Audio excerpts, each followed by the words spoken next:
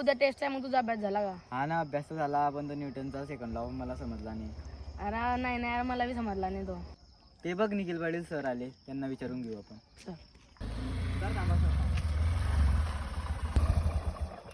बोला तर काय म्हणतोय. सर, आम्हाला तो न्यूटनचा सेकंड लॉ आम्हाला काय समजला नाही, तर तुम्ही आम्हाला समजून सांगता का? आज चला तर आज मी तुम्हाला न्यूटनचा सेकंड लॉ प्रॅक्टिकली कशा प्रकारे परफॉर्म होतो ते दाखवतो.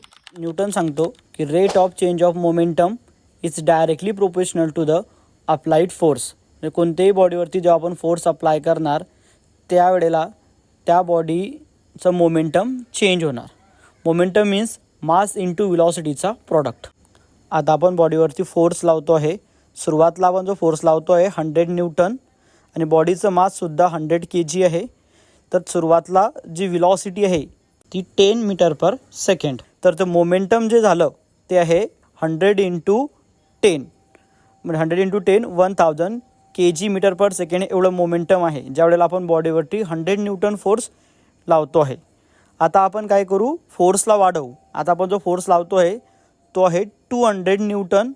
त्या बॉडीचं मास तर चेंज होणार नाही, बट व्हेलॉसिटी काय होणार, चेंज होणार. तर ती व्हेलॉसिटी आता झालेली आहे ती 20 मीटर पर सेकंड. म्हणजे बॉडीवरती जे मोमेंटम आहे ते आता होणार 2000 kg मीटर पर सेकंड. म्हणजे आपण इकडे काय बघितलं, ज्या वेळेला आपण फोर्सला वाढवलं त्यावेळेला बॉडीचं मास तर तेवढंच राहिलं, पण व्हेलॉसिटीमध्ये काय आला, चेंज आला.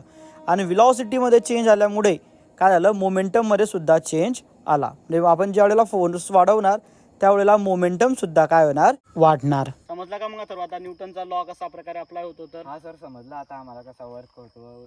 ओके, धन्यवाद.